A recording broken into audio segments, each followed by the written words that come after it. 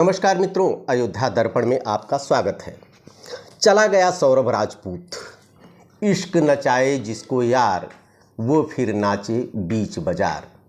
हाड़ मांस के लोथड़े शरीर से के प्रति आकर्षण को ही इश्क कहते हैं, जहां संवेदनाओं का कहीं नामो निशान नहीं होता है। मेरठ के सौरभ राजपूत ने यही गलती की। अपने माता पिता की इच्छाओं को इग्नोर करके अपनी मर्जी चलाई और ऐसी लड़की से इश्क कर बैठे जो पहले से बदचलन थी।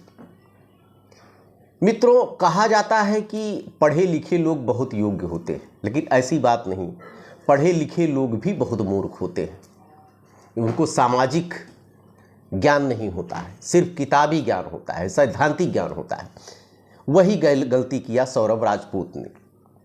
मेरठ की घटना, सौरभ राजपूत का घर जहाँ पे था वहीं से कुछ दूर पर रहने वाली कक्षा 8 पास कक्षा 9 फेल मुस्कान रस्तोगी से उसकी आंखें चार हो जाती हैं। अपने घर पे दोनों लोग बताते हैं, लेकिन घर में विरोध शुरू हो जाता है। कारण ये है कि जो मुस्कान थी वो बनिया बिरादरी से थी और सौरभ राजपूत दलित बिरादरी से। दोनों परिवारों में एका नहीं बैठती। दोनों परिवार लोग नहीं चाहते हैं कि ये शादी हो, क्योंकि जो बयान आए हैं लड़की की माँ मुस्कान राजपूत की माँ, मुस्कान रस्तोगी की माँ की तरफ से, वो खुद अपनी लड़की से असंतुष्ट थी। सारी शिकायत उसको अपनी लड़की से थी। और चूंकि लड़का टैलेंटेड था, सौरभ राजपूत, उसके माता पिता को पता था कि लड़का बहुत आगे जाएगा, ऐसी लड़की से वो शादी नहीं करना चाहते थे। लेकिन हुआ वही जो नहीं होना चाहिए। दोनों लोग माता पिता की मर्जी के खिलाफ शादी कर लिए। हालांकि सौरभ राजपूत के पिता कर ही क्या सकते थे। 3 बेटों में बीच नंबर पे था सौरभ राजपूत।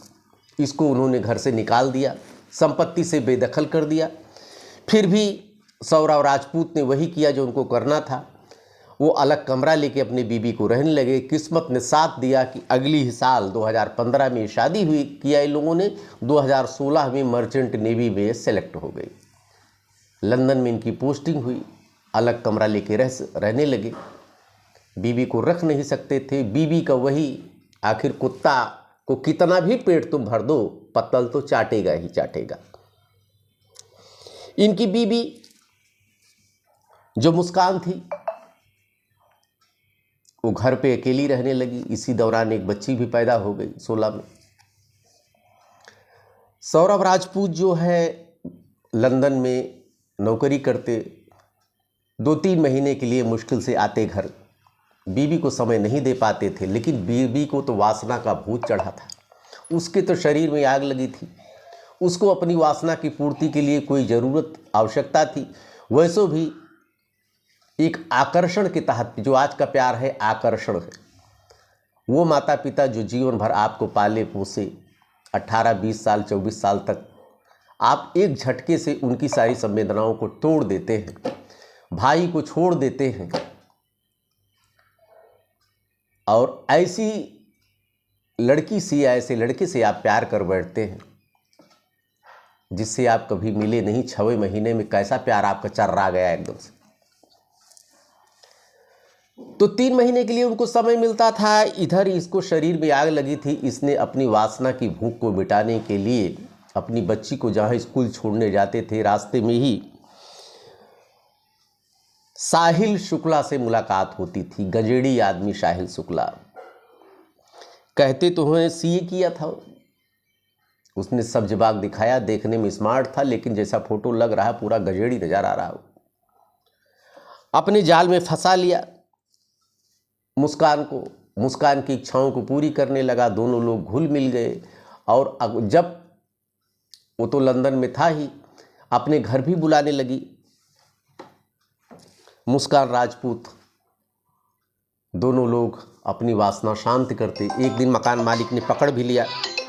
मकान मालिक ने जब पकड़ा तो उसने फ़ोन किया लंदन में सौरभ को, और सौरभ को बताया सारी बातें। सौरभ दौड़ के आया, वहाँ से आया, अपनी पत्नी को, उससे काफ़ी झगड़ा हुआ, बवाल हुआ, लेकिन बाद में पत्नी त्रिया चरित्र जन्मे करते हैं, समझा ले गई अपने पति को कि अब ऐसी गलती नहीं होगी। तो फिर सौरभ राजपूत चला गया, लेकिन गलती कैसे न होती, वासना थी न बीच में। इनका सिलसिला ये जारी रहा, बीच बीच में वो आता रहता, लेकिन इधर ये दोनों लोग मिलते जुलते रहते। एक 5-6 साल की बच्ची जब हो भी गई थी, लेकिन इनको कुछ शर्म लिहाज नहीं थी। उसको लग रहा था सौरभ को कि शायद बीबी अब संभल गई है।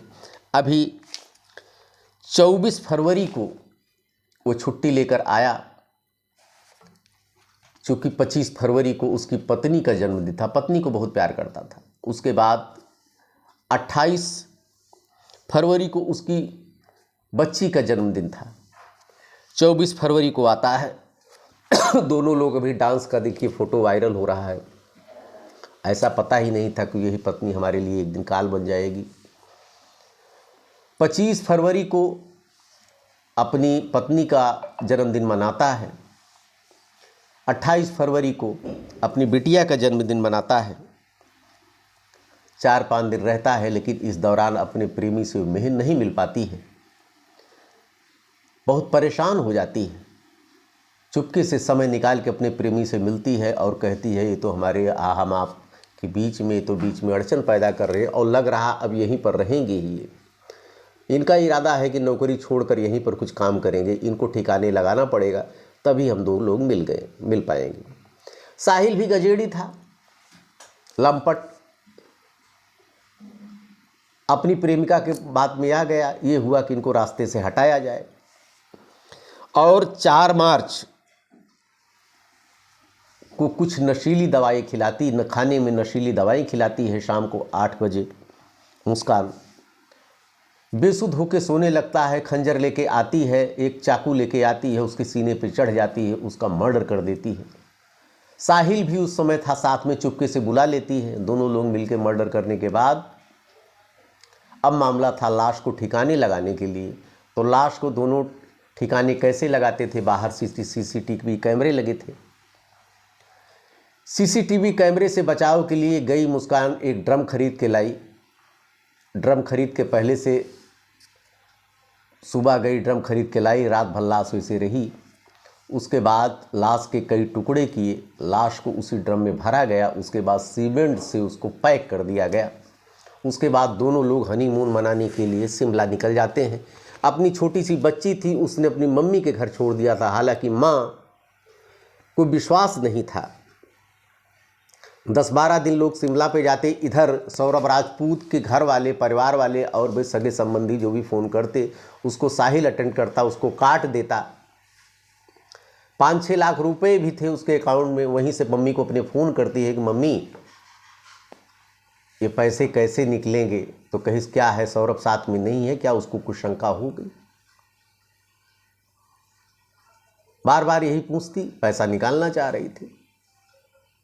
और अपनी बिटिया को तो अपनी माँ के घर छोड़ दिया था। उसके बाद वो खुद लौट के जब आती है तो अपनी माँ के घर, तो बार बार जब माँ पूछती है कि बेटा दामाद कहाँ चला गया, सौरभ राजपूत नहीं दिखाई पड़ रहा है, तो ये कह ही देती है कि मम्मी मैंने उसका मर्डर कर दिया। मुंह से निकल जाता है। वो जानती थी कि माँ साथ देगी, लेकिन माँ तो और गुस्से में हो गई। उसको क्या पता था कि ऐसी माँ जिसको अपने दामाद पर उसको विश्वास था, लेकिन अपनी बिटिया पर विश्वास नहीं था। दूसरे दिन वो थाने चली जाती है और थाने में जाके खुद थानेदार से कहती है कि सर हमारी बिटिया ने कत्ल किया है, हमारे दामाद का चल के अरेस्ट कर लीजिए। तुरंत पुलिस आती है, इसको अरेस्ट करती है, लेके जाती है, पूछती है कहाँ है लाश, तो वह लेकर जाती है, बताती है कि जहाँ पर इसने लाश को छिपाया था, और वो ड्रम दिखाती है। ड्रम में खोला जाता है, उसके कई टुकड़ों में उसका विक्षिप्त शरीर मिलता है।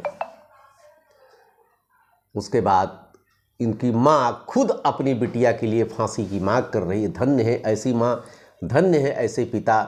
खुद मुस्कान रस्तोगी की माँ कह रही हमारी बिटिया को फांसी दे दिया जाए, इसने हमारे दामाद को ख़त्म किया है और हम बिटिया को नतिनी को अपने अपने यहाँ रख लेंगे।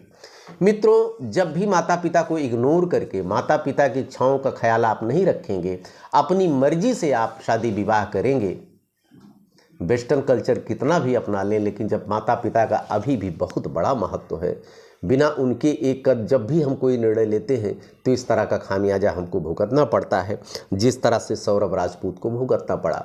देखते रहिए अयोध्या दर्पण, सुरक्षित रहिए और होश-ओ-हवास में रहिए। कोई भी निर्णय लेने के पहले सबसे पहले माता पिता को अपने जरूर बताएं, उनकी राय अवश्य लें। ढेर सारी शुभकामनाएं आपको। धन्यवाद।